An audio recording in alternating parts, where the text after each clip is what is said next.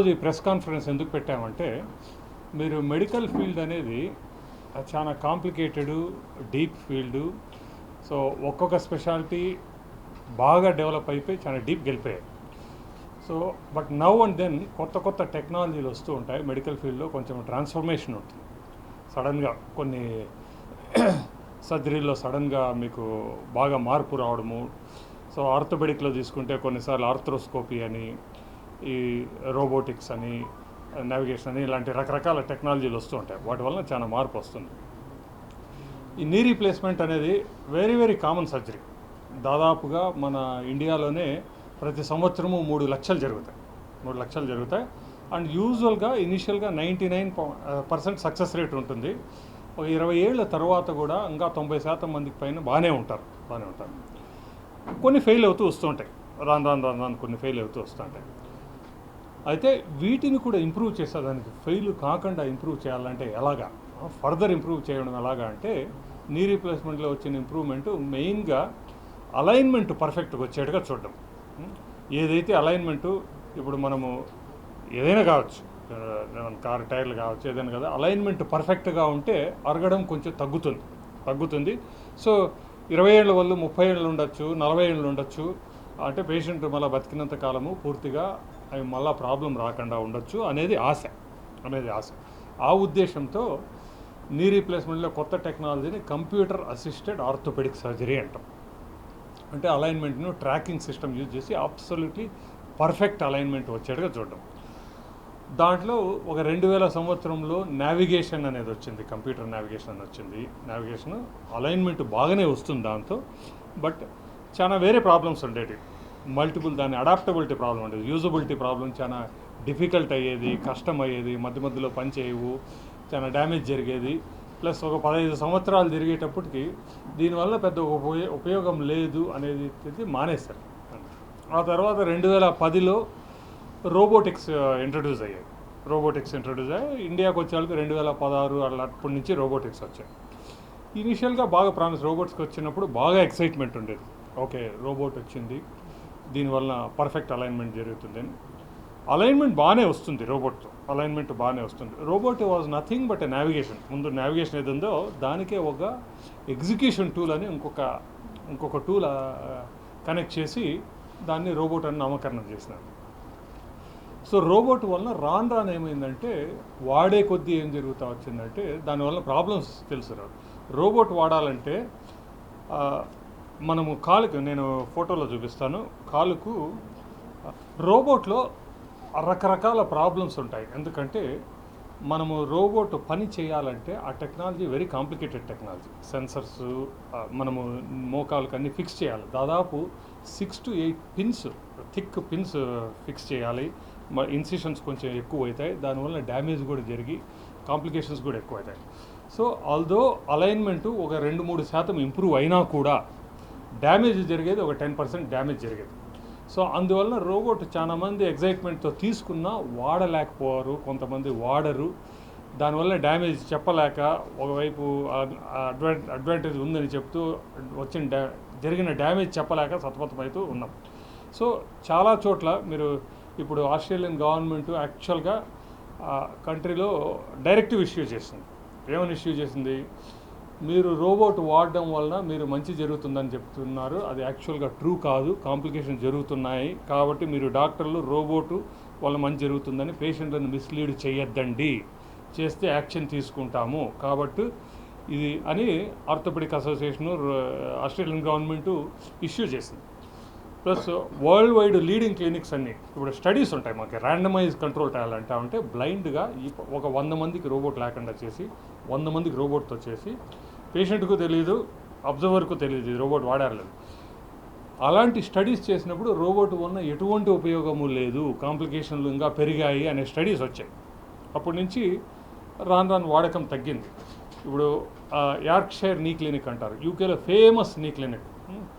అక్కడ పోవాలని చాలా మంది ట్రై చేస్తుంటాము, దొరకదు. దాంట్లో యార్క్షైర్ నీ క్లినిక్ లాంటి వాళ్ళు యాజ్ ఎ పాలసీ స్టేట్మెంట్ ఏం చెప్పారు, మా దగ్గర రోబోట్స్ ఉన్నాయి, మేము నీ రీప్లేస్మెంట్లో వాడే వాళ్ళము, బట్ ఒక 5 సంవత్సరాలు వాడిన తర్వాత ఆ, దీనివలన లాభం కంటే నష్టం ఎక్కువ జరుగుతుంది అని మాకు తెలిసి వచ్చి మేము రోబోట్స్ ఇంకా మేము ఆఫర్ చేయడం లేదు, మేము we're withdrawing our robotic service అని వాళ్ళ ఇంటర్వ్యూ చదివితే మీరు ఇది కూడా పెడతారు. కానీ పేషెంట్లు కొంతమంది కోరుకుంటే ఎలాగా వాళ్ళకి ఏమని చెప్తారంటే ఆ సర్జన్ ఏంటంటే పేషెంట్ కోరుకుంటే వాని కర్మ, మేమైతే చెయ్యము, ఎందుకంటే దానివల్ల లాభం కంటే నష్టం ఎక్కువ జరుగుతుంది కాబట్టి వేరే చోటుకి వెళ్ళమంటాం, మేము ఆఫర్ చేయము, మా రోబోట్స్ పక్కన పడేస్తున్నాము అని కూడా స్టేట్మెంట్, ఇలా వరల్డ్ లీడింగ్. సో దానికి విరుడుగా ఇప్పుడు ఏమైందంటే రోబోట్ వలన ఎందుకు డ్యామేజ్ జరుగుతుంది, ఈ మల్టిపుల్ పిన్స్, రకరకాల పిన్స్ వేసి పెద్ద ఎక్విప్మెంటు, చాలా ఎక్విప్మెంట్ వాడాల్సి వస్తుంది దానివల్ల. అందుకని దీన్ని సరళీకృతం చేసేదానికి ఆగ్మెంటెడ్ రియాలిటీ అనేది వచ్చింది. ఇది కూడా these are all navigation techniques only. మామూలు కంప్యూటర్ ఎయిడెడ్ నావిగేషన్ అయినా, రోబోటిక్ అయినా, ఆగ్మెంటెడ్ రియాలిటీ నావిగేషన్ అయినా కూడా నావిగేషన్ ట్రాకర్ సిస్టమ్ వాడతారు. అయితే దీంట్లో ఆగ్మెంటెడ్ రియాలిటీలో ఏదైతే రోబోట్లో కానీ దాంట్లో కానీ జరిగే మంచి జరుగుతుంది, ఆ అలైన్మెంట్ పర్ఫెక్ట్గా వస్తుంది, ఆ 2-3 డిగ్రీలు పర్ఫెక్ట్గా వస్తుంది. అయితే దాంట్లో జరిగే డ్యామేజ్ జరగదు, ఎందుకంటే దాంట్లో వాడాల్సిన మనకు బోన్లోకి ఫిక్స్ చేయాల్సిన 6 పిన్స్ కానీ అవన్నీ వాడాల్సిన పని ఉండదు, పెద్ద పెద్ద మెషిన్లు అవసరం లేదు. వాళ్ళు సింప్లిఫై చేసేస్తారు. మనము హెడ్సెట్ వేసుకుంటే మనకు ఏదైతే కంప్యూటర్లో స్క్రీన్లో అక్కడంతా కనపడేది ఇక్కడే కనపడుతుంది. సో ఫీల్డ్లోనే కనపడుతుంది మనకు. ఫీల్డ్లో రియాలిటీ అంటే కాలు కనపడుతుంది, కాలు మీద ఆ యాంగిల్ అంతా ఎలా ఉండేది అనేది మొత్తం కనపడుతూ వస్తుంది, లైన్స్ వస్తూ ఉంటాయి.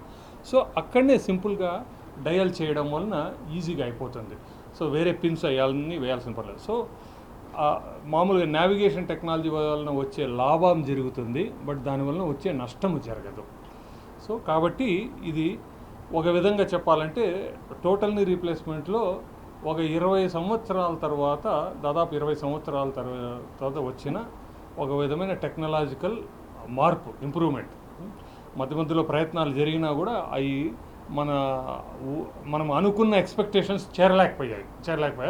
ఫైనల్గా దాన్ని ఇంప్రూవ్ చేసి సరళీకృతం చేసి ఇది వచ్చింది ఆగ్మెంటెడ్ రియాలిటీ అని.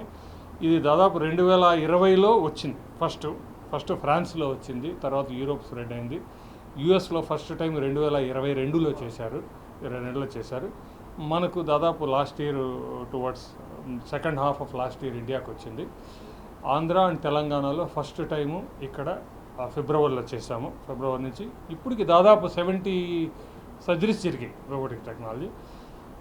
సో ఫస్ట్ మేము కూడా కొన్ని సర్జరీస్ చేసి ఫస్ట్ కన్ఫర్మ్ చేసుకొని నిజంగా అలైన్మెంట్ అలాగే ఉందా, వాళ్ళు చెప్పేంత ఉందా అని స్టడీ చేసి మేము కూడా అన్నీ తీసి ఆ తర్వాతనే నిజంగా బాగుంది, ఒక 70 మంది పేషెంట్లు చేసాం, అంతా బాగుంది కాబట్టి అప్పుడు మేము అనౌన్స్ చేస్తున్నాం ఇది టెక్నాలజీ. సో రాను ఇది మిగతా హాస్పిటల్స్ కూడా స్ప్రెడ్ అవుతుంది, అన్నిట్లో వస్తుంది. బట్ ఇది డెఫినెట్గా చాలా యూస్ఫుల్ టెక్నాలజీ. నీ రీప్లేస్మెంట్లో ఏదైతే మనం 20 ఏళ్ళ తర్వాత ఫెయిల్యూర్ అవ్వడం స్టార్ట్ అవుతాయి అంటామో, ఈ టెక్నాలజీ వాడితే మోస్ట్ ఆల్ అవి కూడా ఫెయిల్ కావు అనేది ఆశ. సరే, సో కొంతమంది పేషెంట్స్ కూడా చేసాం, 2-3 ఇక్కడ ఈరోజు కూడా ఇద్దరు పేషెంట్లకు చేసాము, నిన్న చేసాము, ప్రతిరోజు చేసాము. లాస్ట్ వీక్ చేసిన పేషెంట్లు కొంతమంది ఉన్నారు ఇక్కడ, వాళ్ళతో కూడా మీరు ఇంటరాక్ట్ కావచ్చు. సో జస్ట్ ఊరికే చూపిస్తాను దాని గురించి కూడా. ఇన్ని కొద్దిగా ఇంప్రూవ్ చేసే అటెంప్ట్స్ 2000 సంవత్సరంలో computer assist augmented reality navigation అని వచ్చింది. సో ఇది ఉన్నారు, ఇవన్నీ మల్టీ పాయింటర్ లేదా ఫ్రాక్చర్ కావడము, ఇక్కడ ఇన్ఫెక్షన్ కావడము, నొప్పి కావడము, రకరకాల ప్రాబ్లమ్స్ ఉంటాయి. ఈ మల్టిపుల్ ఇవన్నీ వాడడం వలన ఇన్ఫెక్షన్ రిస్క్ పెరగడము, మనుషులు ఎక్కువ ఉండడము మన కంట్రోల్లో ఉండదు. ఒకసారి ఫిక్స్ చేసిన తర్వాత దాన్ని స్విచ్ ఆన్ చేసి సర్జన్ పక్కన నిలబడుకుంటాడు, ఎందుకంటే అది తిరుగుతూ ఉంటుంది. సర్జన్ కూడా భయం పొరపాటున తగులుతుందేమో, మన కంట్రోల్లో ఉండదు. సో కంట్రోల్లో లేకపోవడం వలన కొన్నిసార్లు యాక్సిడెంట్స్ కూడా జరుగుతాయి. క్లియర్గా మన సర్జికల్ ఫీల్డ్లోనే దాని మీద ఇది వచ్చేస్తుంది. ఆగ్మెంటెడ్ రియాలిటీ అంటే రియాలిటీకి ఆగ్మెంట్ చేసి ఇవన్నీ కనపడతాయి మన ఫీల్డ్లో. నేను కాలు చూస్తుంటాను, కాలు మీద లైన్లు వస్తూ ఉంటాయి, కాలు మీద ఇలా లైన్స్ వస్తూ ఉంటాయి. దానివలన ఈజీగా ఎలా అడ్జస్ట్ కావాలనో అలా అడ్జస్ట్ చేసుకోవాలి, 0 degrees అని. ఓకే, సో మామూలుగా ఇప్పుడు రోబోటిక్ కార్ పాపులర్గా చెప్తుంటారు కాబట్టి నేను టేబుల్ వేసాను దీనివల్ల భారతదేశంలో దాదాపు 3 లక్షల మందికి ప్రతి సంవత్సరం నీ రీప్లేస్మెంట్ జరుగుతూ ఉన్నది. బాగా సక్సెస్ఫుల్ సర్జరీ అయినా కూడా దీంట్లో కొత్తగా దాని యాక్యురసీ ఇంప్రూవ్ చేసేదానికి, దాని లాంగివిటీ అంటే ఇంకా ఎక్కువ కాలం ఉండేదానికి ఇంప్రూవ్ చేసేదానికి కొత్త టెక్నాలజీలు వస్తున్నాయి. వీటిల్లో కంప్యూటర్ నావిగేషన్ అని, తర్వాత రోబోటిక్స్ అని వచ్చాయి. వాటిలో ఉన్న ప్రాబ్లమ్స్ వలన, కాంప్లికేషన్లు ఎక్కువ ఉండడం వలన కొత్తగా వాటన్నిటికీ భిన్నంగా ఆ కాంప్లికేషన్స్ రాకుండా పర్ఫెక్ట్ యాక్యురసీ వచ్చే విధంగా కొత్త టెక్నాలజీ వచ్చింది. దాన్ని augmented reality in total knee replacement అంటారు.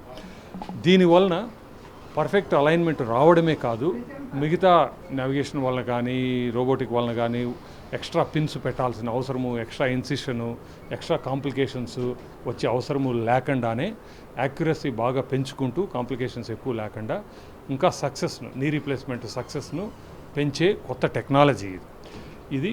మొట్టమొదటిసారిగా ఆంధ్ర అండ్ తెలంగాణలో ల్యాండ్మార్క్ హాస్పిటల్లో మా బృందం వచ్చేసింది. ఫిబ్రవరిలో చేశాము. ఇప్పటికి దాదాపు 70 సర్జరీలు జరిగాయి. వీటితో మా అబ్జర్వేషన్ ప్రకారము చాలా బాగా ఇంప్రూవ్మెంట్ ఉంది. పేషెంట్లు తొందరగా కోలుకోగలుగుతున్నారు. దాని పర్ఫెక్ట్ అలైన్మెంట్ వస్తుంది. సో హోప్ఫుల్లీ దీంతో నీ రీప్లేస్మెంట్ ఇంకా ఎక్కువ కాలం, మామూలుగానే 20-30 సంవత్సరాలంట, ఇంకా ఎక్కువ కాలం ఉంటుందని మా నమ్మకం.